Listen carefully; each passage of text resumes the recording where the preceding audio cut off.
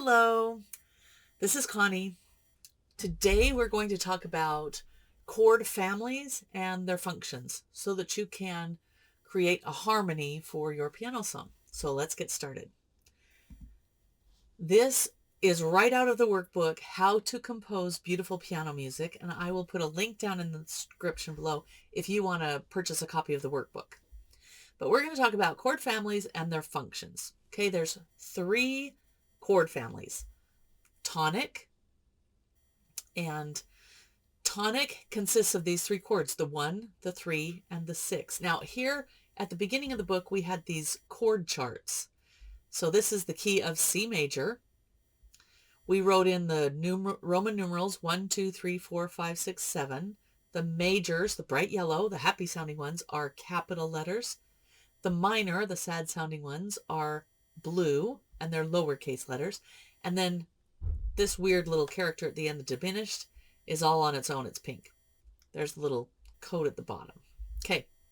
But we're going to, when I say the chords, the 1 chord, that's this, C, E, and G.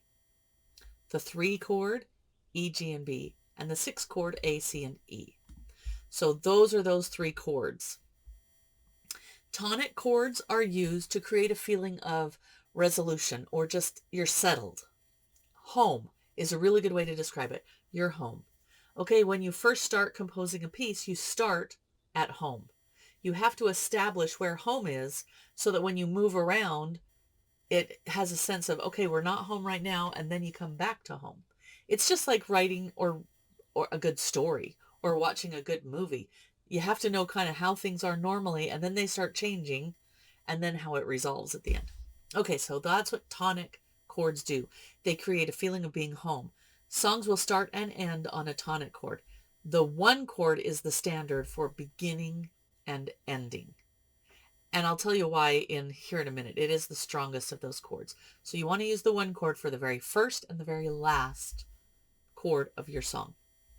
The next family is the subdominant. It's also called the predominant. Means exactly the same thing, so you may hear it described both ways. These are the chords in the subdominant family, the 2, the 4, and the 6. Can you tell which one is major? It's the 4, it's capital. Here you go, the 2, the 4, and the 6. Now notice how 6 was in tonic and 6 was also in dominant. It can split its function and kind of be in both. All right, the dominant family is the 5 and the 7. Oh, and I didn't explain really the subdominant.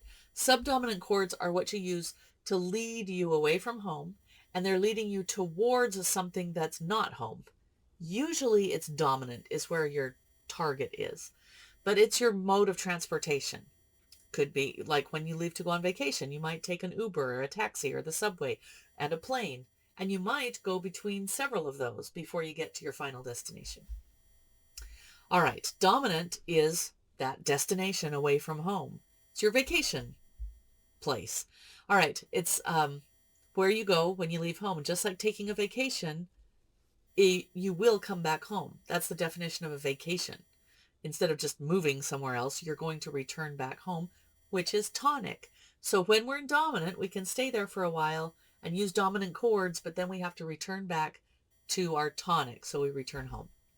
And dominant chords have a strong pull towards home. There's this tension that just needs to be resolved by the tonic chord.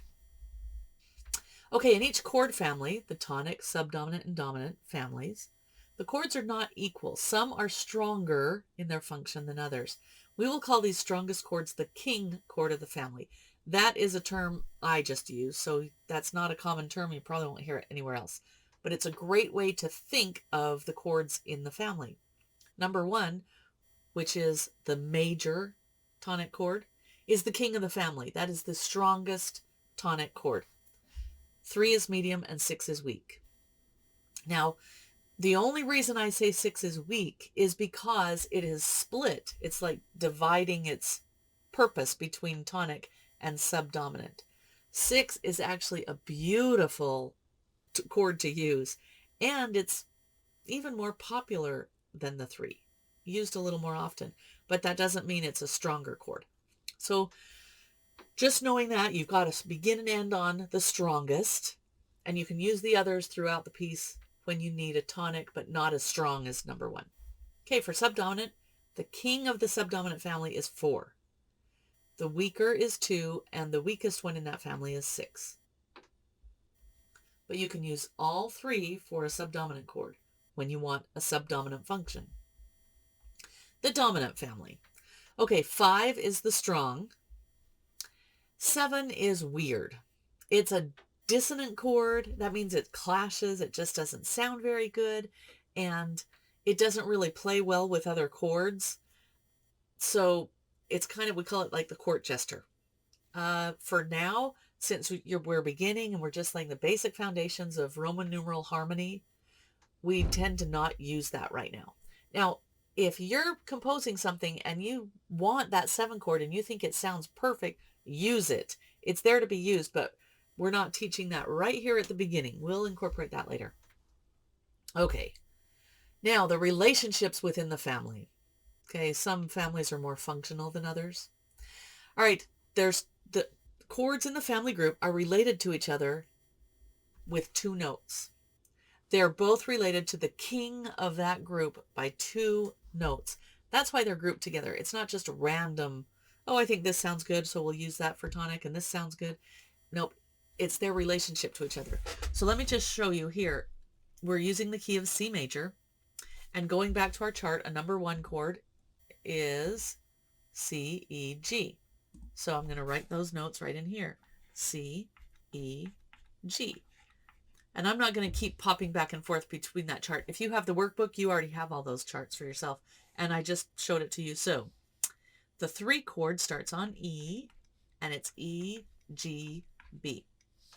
The 6 chord starts on A, C, E. Now, which chords are in common? Do they have in common? E, G. The 3 has those 2 in common. The 6 has C and E. See, each of them have 2 related to the king. Subdominant, the king is the 4 chord, which is F, A, C. The 2 chord is D, F, A. Now that you know what we're doing, you probably can see those relationships already. F and A and C. Both related to the king of the subdominant. Now, the dominant, it's just these 2 chords. The dominant is G, B, D. It is a 5.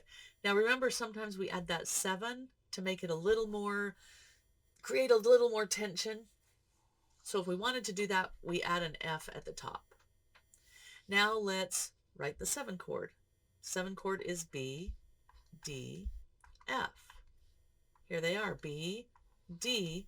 And if we're creating more tension, the entire 7 chord is right here within that 5-7 chord. So that's another reason that we don't have to use 7 a lot. We're using it right there in the 5 chord. All right. Next time we're going to move on to progressions, like how we move between tonic, subdominant, dominant, and how we create harmony for your song. And I will go ahead and link the book, the workbook, down in the description below in case you want to get a copy for yourself. And like a perfect cadence, this is the end.